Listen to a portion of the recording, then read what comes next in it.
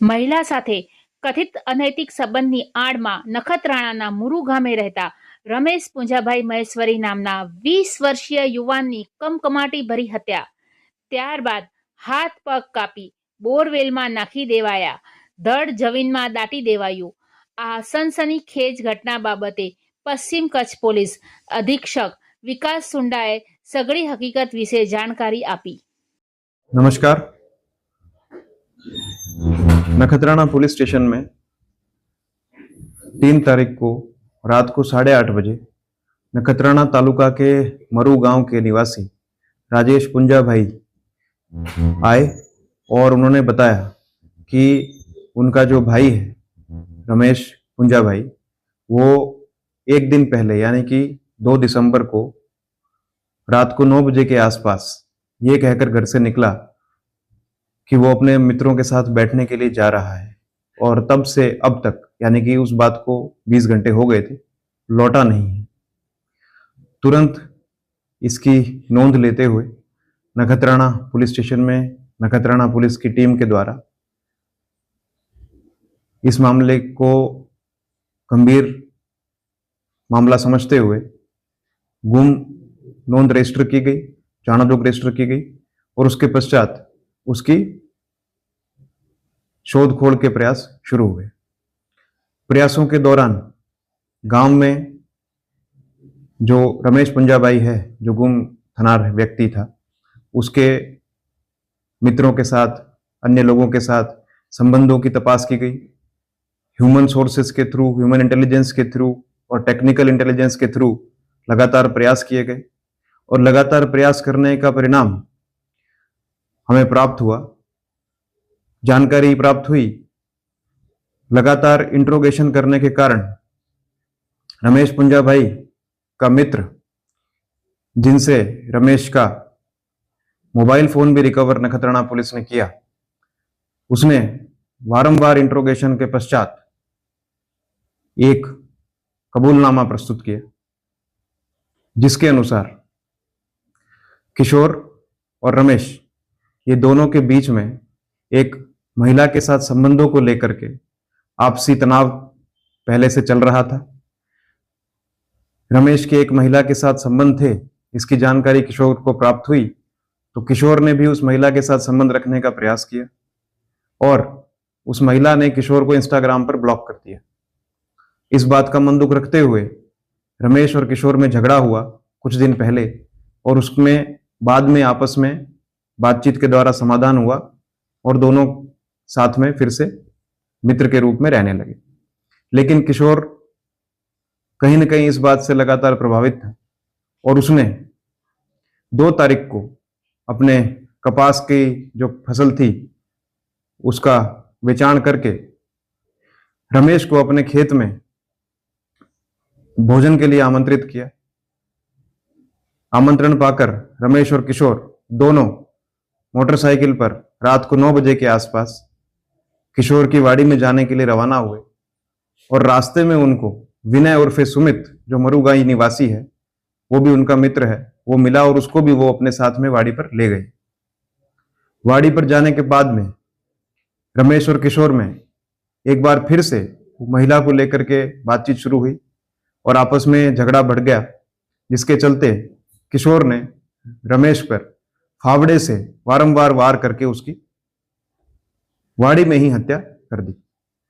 हत्या के पश्चात जो हकीकत किशोर ने बताई वो इस प्रकार है कि उसने मर्डर के पश्चात सारे पुरावाओं को और डेड बॉडी पुलिस को ना मिले, इसके लिए कुछ प्रयास किए। उसने सबसे पहले तो कुल्हाड़ी और धारिया की मदद से रमेश के शरीर से उसका सर अलग किया, और उस सर को वाड़ी के ही 1 नंबर के बोरवेल में डाल दिया, और उसके ऊपर पत्थर डाल दिया। इसके पश्चात रमेश के दोनों हाथ अलग किए और दोनों हाथों को दूसरे नंबर के बोरवेल में डाला, और रमेश की चप्पल को भी उस बोरवेल में डाल दिया। तीसरे नंबर के जो बोरवेल था उसमें उसने कुल्हाड़ी और धारिया को एक थैली में डाल करके उसमें डाल दिया, और उसमें भी उसने पत्थर डाल दिए। इसके पश्चात एक जूना कुआं जो गांव में था, उसमें भी उसने वहां जो माटी थी, जो वहां पे लोही लग गया था, मर्डर के स्थान पर, उस लोहे मतलब जो खून था वहां पे, वो खून से भरी मिट्टी को एक बैग में डाल करके वो जूने कुएं में उस बैग के साथ उसको डाल दिया ताकि पुलिस को भविष्य में पुरावा ना मिल सके। इसके अलावा उसने जो रमेश का शरीर था उसको वाड़ी में ही 174 सेंटीमीटर लंबाई का और लगभग 2 से 2.5 फीट की गहराई का गड्ढा खोद करके उसमें प्लास्टिक की थैली में डाल करके उसमें माटी डाल दी। इसके पश्चात रमेश ने, जब पुलिस 3 तारीख को रजिस्टर करने के बाद 4 तारीख को लगातार उसको ढूंढने का प्रयास कर रही थी रमेश को, तो किशोर ने रमेश का फोन पुलिस को रजू किया और पुलिस को गलत दिशा में दौड़ाने का भी प्रयास किया। लेकिन किशोर की ये इंट्रोगेशन के पश्चात जो डिटेल्स प्राप्त हुई,